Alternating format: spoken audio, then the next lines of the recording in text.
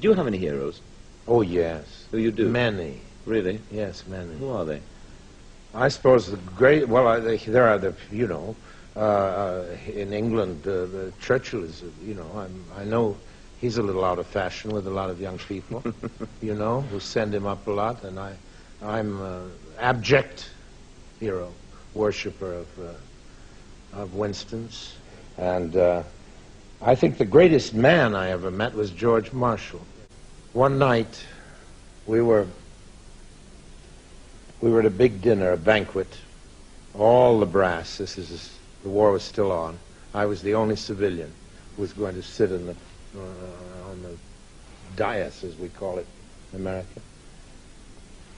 And there was the admirals and everybody else, and Mr. Roosevelt was going to be wheeled in a moment, and we were waiting, and it was in the Mayflower Hotel, and the door opened, and a GI looked in, just by accident. He opened the door, and he saw George Marshall, who was the highest-ranking officer in the world.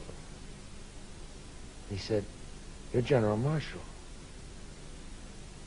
Now, Marshall didn't know anybody was watching this. I was, because everybody was having drinks and talking. I just happened to be watching. He said, "Yeah, come in, son." And he went off in the corner with the boy, who was an ordinary GI, and sat talking with him for 15 minutes, and sent the boy home. Now, there are not many generals of the Army who could do that with simplicity and without the slightest hint of demagoguery or playing. He didn't think one of us was admiring him for being a human being. And he was such a human being that that little boy from the prairies of Kansas or wherever instantly saw that he could talk to him without embarrassment. As he could never have talked to his major. Or to General MacArthur.